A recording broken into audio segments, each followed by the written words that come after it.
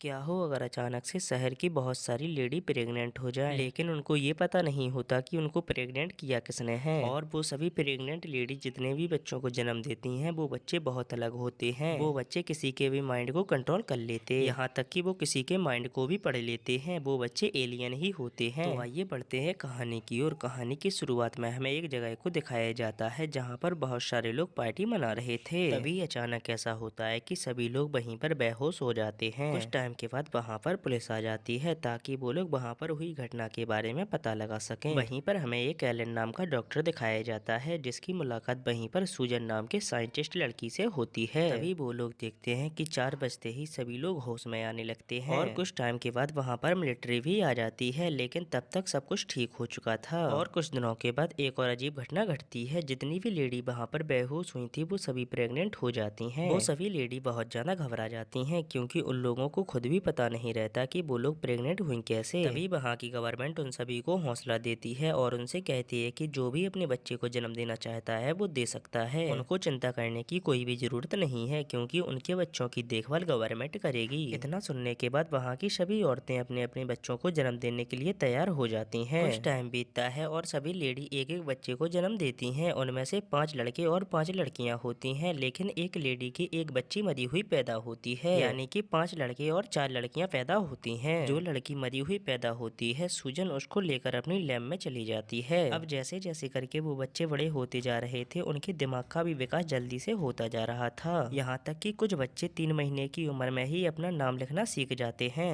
एक दिन एक लेडी अपनी बच्ची के लिए सूप बना रही थी, तभी उस लड़की को बहुत ज्यादा गुस्सा आ जाता है क्योंकि सूप गर्म था। तो वो बच्ची अपनी आंखों से अपने माँ के दिमाग को कंट्रोल कर लेती है और अपने माँ के हाथ को उबलते हुए सूप में डलवा देती है, जिसके कारण उसकी माँ का हाथ बहुत बुरी तरीके से जल जाता है, जिसके कारण तुरंत ही उस लेडी को हॉस्पिटल में शिफ्ट करना पड़ता है। जहाँ पर डॉक्टर एलन उस लेडी से इस घटना के बारे में बातचीत करते हैं, लेकिन वो लेडी डॉक्टर एलन को कुछ भी नहीं बताती। कुछ दिनों के बाद वो लेडी डिप्रेशन में चली जाती है और खुद ही आत्महत्या कर लेती है। अब धीरे धीरे करके टाइम बीतता है, बच्चे 7 साल के हो जाते हैं, जहाँ पर वो लोग अपने अपने साथी को ढूंढ लेते हैं, लेकिन डेविड नाम का बच्चा अकेला होता है क्योंकि उसकी साथी जन्म देने से पहले ही मर जाती है। एक दिन एक बच्ची डॉक्टर के पास अपनी आंखें चेक करवाने के लिए जाती है, तभी डॉक्टर से उसकी आंख में थोड़ी सी चोट लग जाती है। वहीं पर खड़ी हुई मारा नाम की लड़की ये सब देख रही थी, उसे ये देखकर बहुत ज्यादा गुस्सा आ जाता है और वो डॉक्टर के दिमाग को कंट्रोल कर लेती है। अब डॉक्टर ना चाहते हुए भी अपनी आंखों को फोड़ लेता है। अब इतनी घटनाओं को देखने के बाद उनके स्कूल की प्रिंसिपल को लगता है कि इन बच्चों को कोई स्पेशल क्लास की जरूरत है। अब इस काम को करने के लिए प्रिंसिपल डॉक्टर एलन से मदद मांगती है, लेकिन बच्चों के कारनामे देखकर डॉक्टर एलन प्रिंसिपल को मना कर देता है। इसके बाद हम लोग डेविड नाम के बच्चे को देखते हैं जिसकी कोई भी जोड़ीदार नहीं थी। डेविड का व्यवहार उन सभी बच्चों से काफी अलग था, वो अपनी माँ से बहुत ज्यादा प्यार करता था। अब कुछ दिन सोचने के बाद डॉक्टर एलन प्रिंसिपल की बात मान जाते हैं क्योंकि डॉक्टर एलन को लगता है कि वो ही उन बच्चों को सुधार सकते हैं। अब डॉक्टर एलन उन सभी बच्चों को पढ़ाने लगते हैं। एक दिन डॉक्टर एलन उन सभी बच्चों को पढ़ा रहे थे, तभी प्रिंसिपल डॉक्टर एलन को बुला लेती है। क्लास में से डॉक्टर एलन के जाने के बाद वहाँ पर एक सफाई कर्मचारी आ जाता है जो उन सभी बच्चों को बुरा भला कहने लगता है। इतना सुनने के बाद सभी बच्चों को गुस्सा आ जाता है और वो सभी बच्चे मिलकर उसके दिमाग को कंट्रोल कर लेते हैं, जिसके बाद वो कर्मचारी स्कूल की छत से कूदकर अपनी जान दे देता है और सभी बच्चे भी स्कूल छोड़कर चले जाते हैं। इसके बाद डॉक्टर एलन साइंटिस्ट सूजन के पास आता है। डॉक्टर एलन उससे कहता है कि मुझे लगता है कि जितनी भी घटनाएं हो रही हैं इन घटनाओं में बच्चों का हाथ जरूर है क्योंकि मुझे ये नॉर्मल बच्चे नहीं लगते। तो सूजन डॉक्टर एलन से कहती है कि तुम सही कह रहे हो, ये नॉर्मल बच्चे नहीं हैं, ये एलियन के बच्चे हैं। तो डॉक्टर एलन उससे कहते हैं कि तुम्हें कैसे पता कि ये एलियन के बच्चे हैं। तो अपनी बात को सिद्ध करने के लिए डॉक्टर एलन को वो साइंटिस्ट अपनी लैब में ले जाती है जहाँ पर कई सालों पहले वो मरी हुई लड़की को अपनी लैब में लेकर आई थी, जहाँ पर डॉक्टर एलन उस लड़की को देखकर शॉक हो जाता है क्योंकि वो लड़की बिल्कुल एलियन की तरह दिख रही थी। इसके बाद डॉक्टर एलन सीधे अपने घर जाते हैं जहाँ पर उसकी बेटी मारा उसको धमकी देने लगती है। वो कहती है कि तुम मुझे मेरे दोस्तों से अलग मत करो क्योंकि बाद में अंजाम बहुत बुरा होगा। और साथ में वो डॉक्टर एलन को ये भी बताती है कि वो और उसके साथी एक अलग जगह पर रहने के लिए जा रहे हैं, लेकिन डेविड का मन उन सभी के साथ जाने का नहीं कर रहा था, लेकिन बाद में डेविड भी उन सभी के साथ चला जाता है। अगले दिन एक आदमी अपनी बच्ची को घर ले जाने के लिए आता है, वो अपनी बच्ची को घर ले जाने लगता है। ये सब देखकर उन सभी बच्चों को बहुत ज्यादा गुस्सा आ जाता है। अब ये सब कुछ देखने के बाद वो सभी बच्चे मिलकर उस आदमी के दिमाग को भी कंट्रोल कर लेते हैं, जिसके कारण वो आदमी अपनी गाड़ी को एक पेट्रोल टैंक में मार देता है, जिसके कारण एक बहुत बहुत बड़ा धमाका होता है और वो आदमी वहीं पर मारा जाता है। अगले दिन सूजन डॉक्टर एलन को बताती है कि गवर्नमेंट ने इन सभी बच्चों को मारने का आदेश दिया है, लेकिन डॉक्टर एलन को उन सभी बच्चों पर तरस आ जाता है। वो उन सभी बच्चों को समझाने के लिए जाता है। डॉक्टर एलन उन सभी बच्चों को समझा ही रहा था, तभी उसको एहसास होता है कि अगर इन बच्चों को नहीं मारा गया तो ये बच्चे पूरे शहर को तबाह कर देंगे। अब उस आदमी की मौत की खबर सुनने के बाद वहाँ के सभी लोग बहुत ज्यादा गुस्से में आ जाते हैं और उन बच्चों को मारने के लिए जाने लगते हैं। तभी उन सभी को वो एलियन बच्चे रास्ते में मिल जाते हैं। बच्चों को देखकर एक लेडी उन सभी को गाली देने लगती है। गाली सुनने के बाद वो बच्चे उस लेडी के दिमाग को कंट्रोल कर लेते हैं, जिसके कारण वो लेडी खुद के ही शरीर में आग लगा लेती है और वहीं पर मारी जाती है। और यहाँ पर सूजन मिलिट्री के आने से पहले अपनी लैब को खाली कर रही होती है, लेकिन तभी वहाँ पर 3 बच्चे आ जाते हैं और सूजन के दिमाग को कंट्रोल कर लेते हैं, जिसके कारण अब सूजन भी मारी जाती है। इसके बाद हम लोग डॉक्टर एलन को देखते हैं, जो कि एक बैग में बॉम्ब लेकर वहाँ से निकल तभी वहाँ पर वो मिलिट्री वाले भी आ जाते हैं और उन सभी बच्चों को मारने की कोशिश करते हैं, लेकिन वो बच्चे मिलिट्री वालों के दिमाग को भी कंट्रोल कर लेते हैं, जिसके कारण वो सभी आपस में ही गोलीबारी करना शुरू कर देते हैं। कुछ टाइम के बाद डॉक्टर एलन बच्चों को पढ़ाने के बहाने उनकी क्लास में आता है और उन बच्चों की क्लास में बैग रख देता है जिसमें बॉम्ब था, लेकिन उन सभी बच्चों में से डेविड नाम का बच्चा काफी अलग था। इसीलिए डॉक्टर एलन डेविड से कहता है कि तुम जाओ और मेरी कार में से किताब को लेकर आओ। तभी मारा को डॉक्टर एलन पर शक हो जाता है और सभी बच्चे मिलकर डॉक्टर एलन के दिमाग को पढ़ने लगते हैं। वो सभी बच्चे डॉक्टर एलन के दिमाग को पढ़ पाते, तभी वहाँ पर डेविड अपनी माँ के साथ आ जाता है। तो मारा डेविड की माँ के दिमाग को कंट्रोल करने लगती है। अब ये सब देखकर डेविड को बहुत ज्यादा गुस्सा आ जाता है, इसीलिए वो मारा को धक्का देकर अपनी माँ के साथ बाहर भाग जाता है। इसके बाद वो सभी बच्चे फिर से मिलकर डॉक्टर एलन के दिमाग को पढ़ने लगते हैं। तभी वहाँ पर वो बॉम्ब फट जाता है और डॉक्टर एलन के साथ वो सभी बच्चे मारे जाते हैं। लास्ट में डेविड नाम का बच्चा बचता है, जो कि काफी अच्छा लड़का था और वो अपनी माँ के साथ वहाँ से चला जाता है। इसी के साथ यह मूवी की एक्सप्लेनेशन यहीं पर समाप्त होती है।